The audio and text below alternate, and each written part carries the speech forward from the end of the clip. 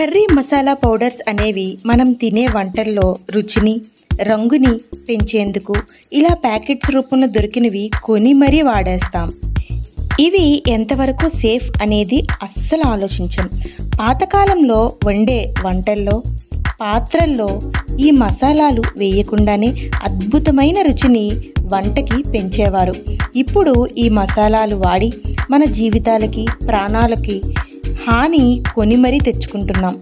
MDH Everest మసాలాల్లో ethylene oxide మోతాదుకు మించి ఉండడం వలన క్యాన్సర్ కారకాలు అనేవి ఎక్కువగా ఉన్నాయి. అందుకే ఇలాంటివి అస్సలు వాడద్దు. అనారోగ్యాల్ని కొని మరీ తెచ్చుకోవద్దు. ఆరోగ్యమే మహాభాగ్యం.